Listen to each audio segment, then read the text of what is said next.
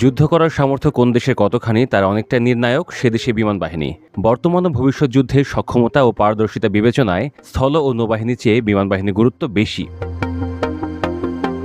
2024 সালের তথ্যের ভিত্তিতে ওয়ার্ল্ড পপুলেশন রিভিউ যে তালিকা প্রকাশ করেছে সেখানে 2025 সালের বিশ্বের বৃহত্তম বিমান বাহিনীগুলোর অবস্থান নির্ধারিত হয়েছে এবং সেটা হয়েছে মোট সামরিক বিমান সংখ্যার উপর ভিত্তি করে। সেগুলো ক্রম নিচে তুলে ধরা হলো। যুক্তরাষ্ট্র মোট সামরিক বিমান 14,486টি। যুক্তরাষ্ট্রের বিমান বাহিনী এখনও বিশ্বের সবচেয়ে বড় ও প্রযুক্তিগতভাবে অগ্রসর। এদের বহরে রয়েছে অত্যাধুনিক F-22 Raptor, F-35 lightning II, বোমারু বিমান B-2 স্পিরিট, B-52 স্ট্র্যাটোফোর্ট্রেস এবং বিভিন্ন ধরনের ড্রোন ও পরিবহন বিমান। মার্কিন বিমান শক্তি 4টি বাহিনী নিয়ে গঠিত: বিমান বাহিনী, নৌবাহিনী, মেরিন এবং সেনাবাহিনী। রাশিয়া মোট সামরিক বিমান 4,292। রাশিয়া দীর্ঘদিন ধরেই শক্তিশালী বিমান বাহিনীর অধিকারী। তাদের বহরে রয়েছে Tu-160 এবং Tu-22M বোমারু বিমান, Su-35 এবং Su-57 এর মতো উন্নত ফাইটার।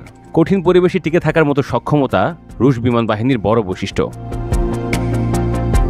চীন মোট সামরিক বিমান 3,304টি। চীনের বিমান বাহিনী দ্রুত আধুনিক হয়েছে। দেশটি এখন নিজের তৈরি J-20 স্টেলথ জেট এবং J-16 মাল্টিরোল ফাইটারের মতো বিমান ব্যবহার করছে।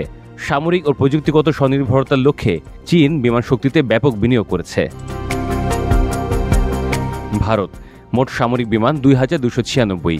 এর বিমান শক্তি মূলত ভারতীয় বিমান বাহিনী, নৌবাহিনী এবং সেনাবাহিনীর সম্মিলিত সম্পদের মাধ্যমে গঠিত। এই শক্তিতে রয়েছে Su-30 MKI, রাফাল, মিরেজ 2000 এবং দেশীয় প্রযুক্তিতে তৈরি ফাইটার তেজস। জাপান মোট সামরিক বিমান 1,459। জাপান তার আত্মরক্ষামূলক বিমান বাহিনীকে অত্যাধুনিক করে তুলেছে।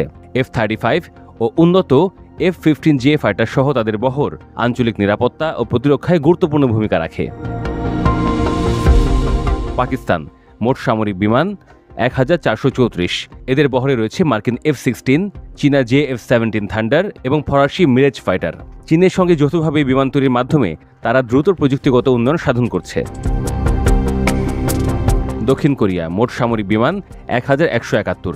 তাদের বহরে রয়েছে F-35A, KF-16 এবং নিজস্ব প্রযুক্তিতে তৈরি KF-21 বোরামায়ে।